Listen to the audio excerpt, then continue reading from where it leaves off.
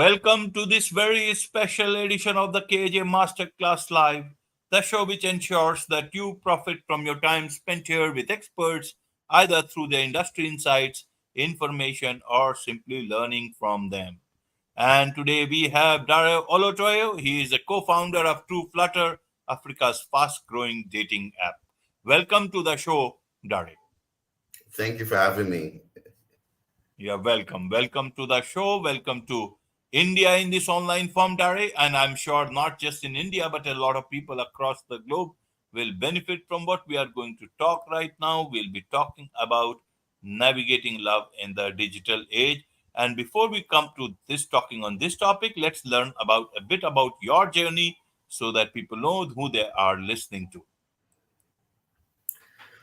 Okay, hi, my name is Dare Olatoye. I'm from Nigeria, and I'm the co-founder of TrueFlutter dating app, Africa's fastest growing dating app. And my journey started when I was in university. I used to do it for the fun of it. I used to connect people in different universities. Just a hobby for me. But I read accounting in university. So after university, I went into the oil and gas sector for about 10 years, and I was doing pretty well for in that field. But I now decided that, okay, you know what? I felt really bored with what I was doing, and I felt really unfulfilled. So I searched deep within to know what I really like to do and to see how I could start something I really love doing.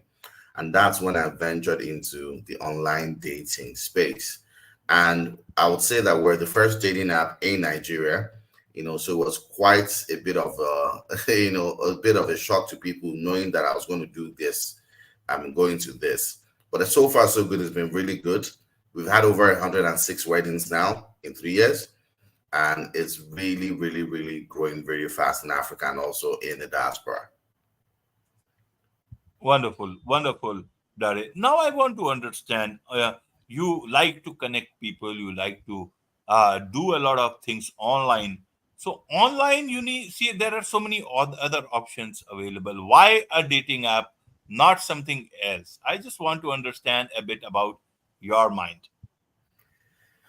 Well, I would say I'm a bit of a lovey-dovey guy. I'm hopelessly romantic, and I love connecting people. Why dating? Because I know I have a gift.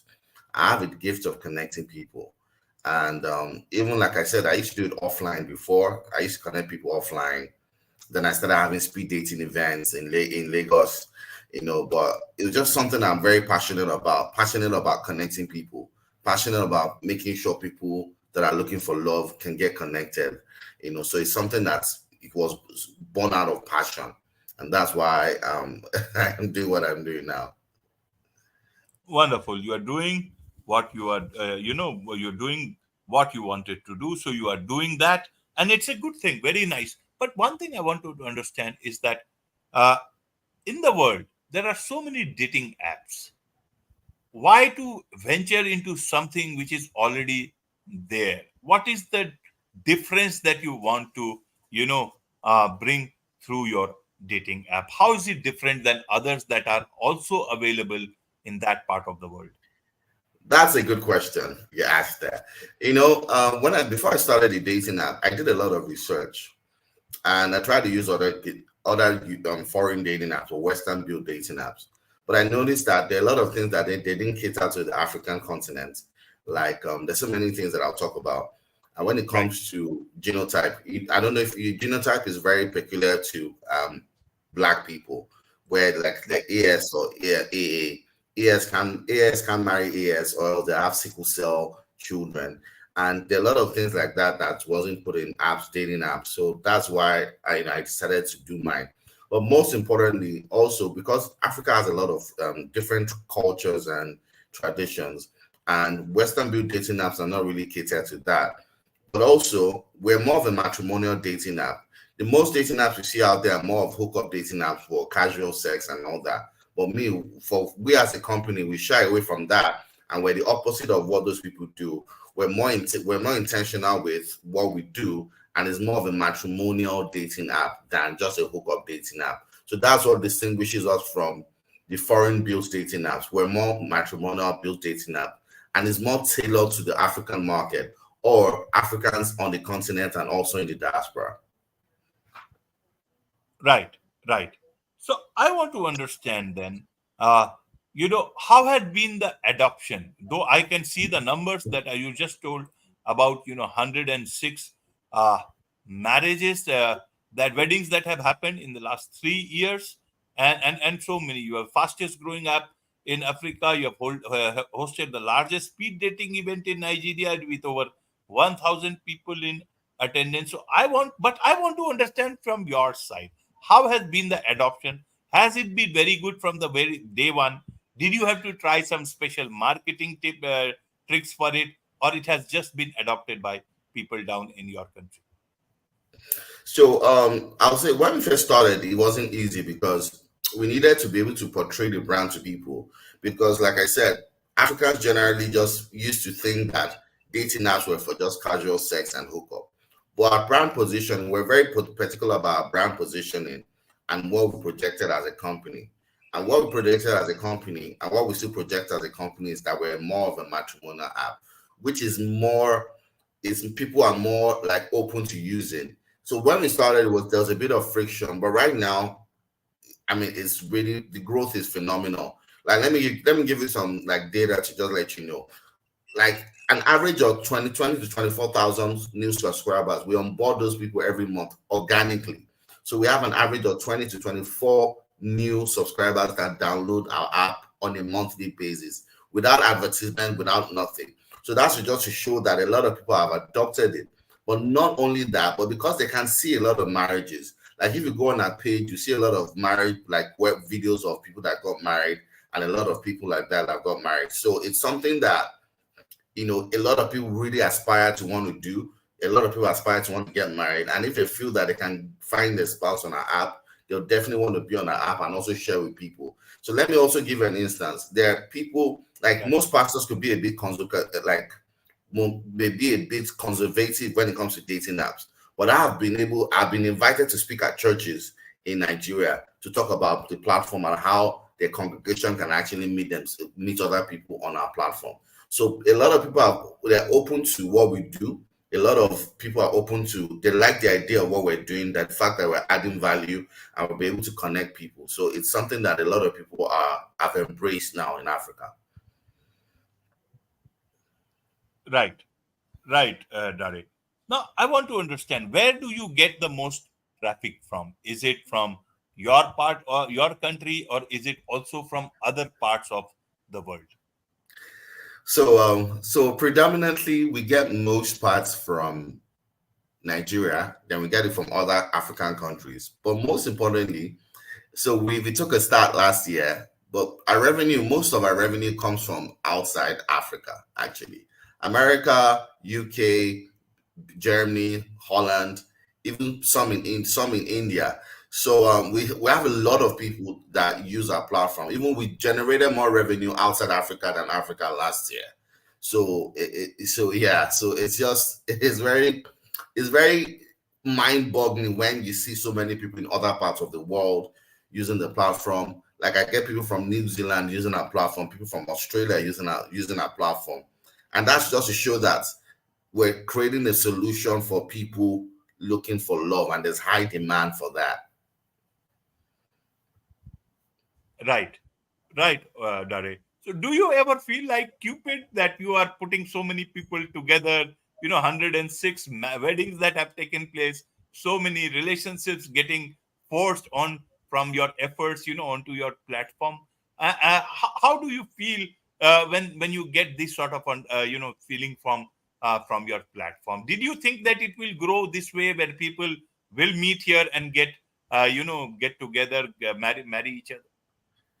Well, I'll say that I knew it will happen, but I didn't know when it will happen. Because first of all, how do I feel? I just got a mail this morning again of someone getting married this Saturday, and I was That's just very happy to know that people are getting married. People are finding the love of their life. And then one thing we do, that we solve the problem of loneliness, because loneliness can lead to depression. And when you're not lonely, when you have a partner, you can eradicate loneliness in your life. So we know that we're solving a major problem. Not only the fact that you can find your spouse, but the fact that you can be less lonely when you have a spouse, and you can be less depressed.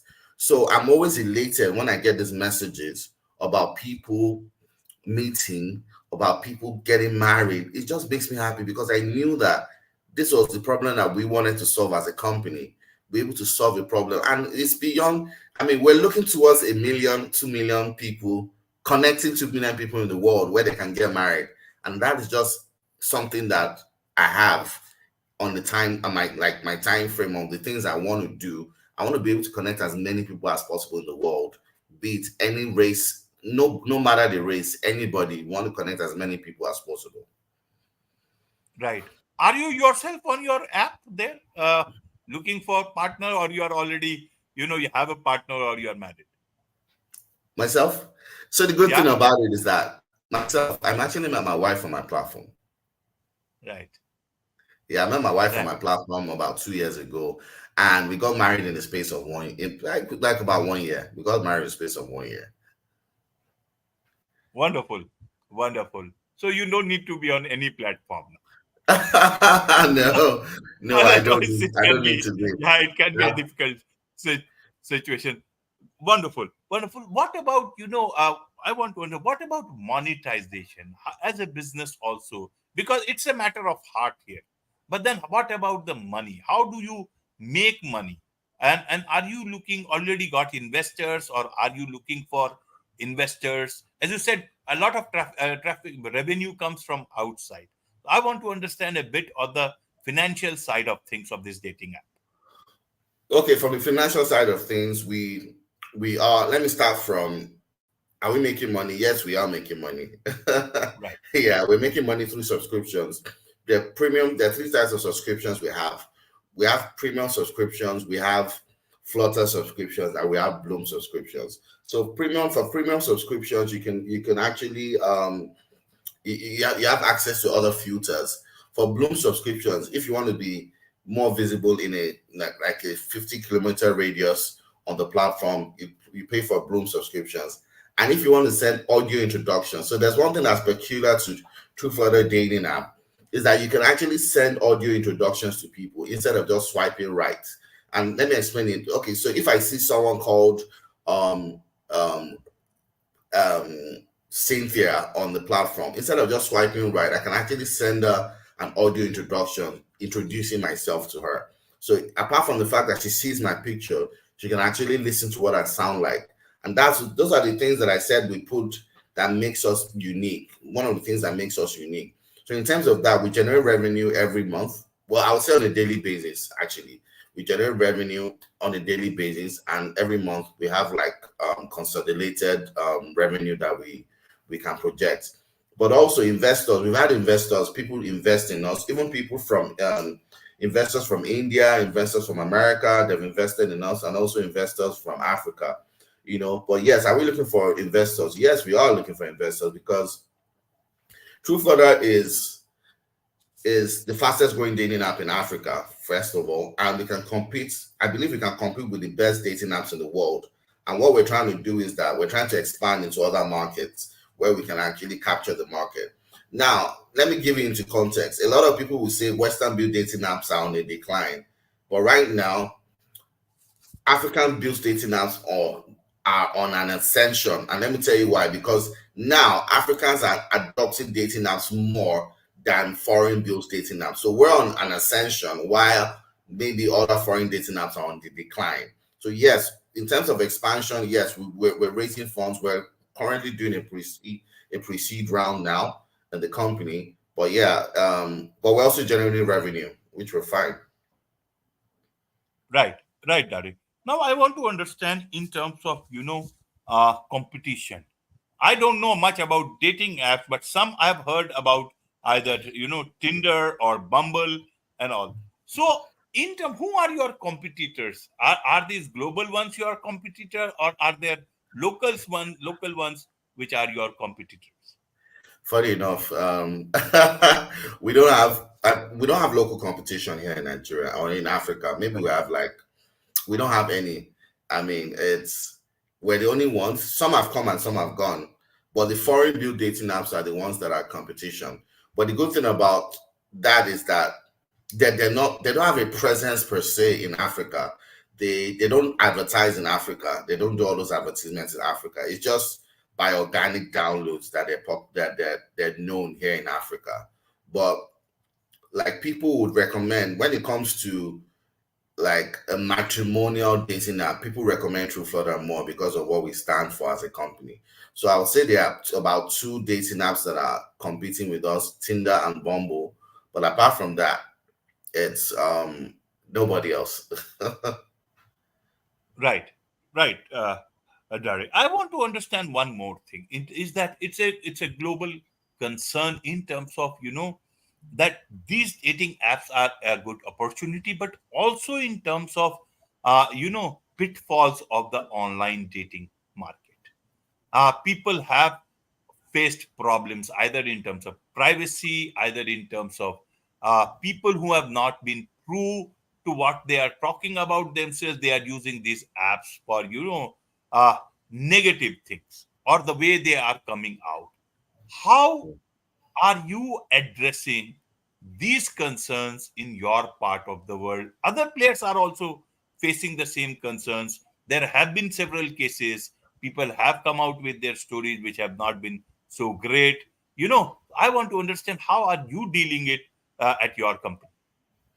So, good question again.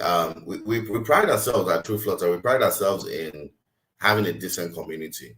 We deactivate close to 100 accounts every day, and it's for different reasons. It could be for people trying to defraud people, or for people trying to catfish, or for people trying to there could even be rude in the community. So we have an AI system that flags accounts, and if it comes to that, if it comes to catfishing, if it comes to all that, AI flags accounts, and we're not shy from deactivating accounts, because I always tell people that having a clean community is better than having people spoil and come and contaminate your community, and it just makes me like the other dating apps in the world. So what we've been able to do is to make sure that we're very strict with our community guidelines. We deactivate close to 100 accounts every day for people, trying to do things that are not meant to happen. We're against hookups or people for casual sex. So if we also flag those accounts, it gets deactivated immediately. And it's a lifetime ban. We don't, when even people send messages to beg, we always tell them, see, we can't revert you back, we can't onboard you back. But if you want to try out the apps, you can go try out the apps. But this app is not meant for those things that you're doing on the platform. So we make sure the community is very clean.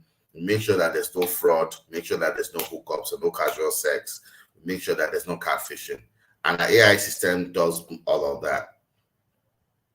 Right, right. One last question I want to understand from you, Dari, is that a lot of, especially in the young generation, they are now coming more to understand that rather than focusing too much on online about such things, one should also focus on meeting people, real people around them, and that gives them much more grounded, know people in real way, and you can meet people who are around like it used to be in the good old days. How do you, as a business person, how do you uh, prepare for such a trend again, for people who are wanting to go much more real, rather looking at things virtual? As a business person, how do you balance it out? Because you have to do business also, as well as you have to also understand the trend that the youngsters are, which can be all this, say, 20 to 35-year-old age group, who can be a good amount of good customer base, are also looking at the real world in the real form. How do you look at it as a business person? So for me, I'm very data driven when it comes to making decisions, business decisions. So if they claim that if there's a certain behavioral pattern that changes how people behave, I would adjust to that and try to find solutions to that. But for now, I feel that human beings generally, they're very busy. Most of them are actually, and if you understand from COVID, from when COVID started and when COVID ended, everybody started adopting being online, being in working from home and doing things online. So there are a lot of people have started adopting just working online, and that's why even TrueFlutter did very well during the COVID period and also after COVID, because there's a lot of adoption of people just trying to um, just do things online. But if there's a certain behavioral pattern that changes, I'll make decisions based on that. Like I have a coach that just told me the same thing, that see, you know what, make decisions based on behavioral patterns and data. So if there are behavioral patterns that say, okay, people want to meet first, then I'll have more speed dating events too, and be able to accommodate more people too on the platform. Right, right, Darren. There is much to learn from you about all this space, and I'm sure a lot of people would want to connect with you, learn more from you, about you, be a part of your community. So, what's the best way for them to do so? So they can reach out to us on we're both on Instagram, we're on Instagram, we're on TikTok. They can reach out to us on Instagram at TrueFlutter, TrueFlutter. That's our Instagram handle. Then they could also reach out to us on TikTok at TrueFlutter. And if you want to send us a mail, you can send us a mail at hello@trueflutter.com, and we'll respond to you. Wonderful, wonderful. With this, it's a wrap on this very special edition of the KAJ Masterclass Live. Thank you so much indeed for joining Thank you us. so much for having me again.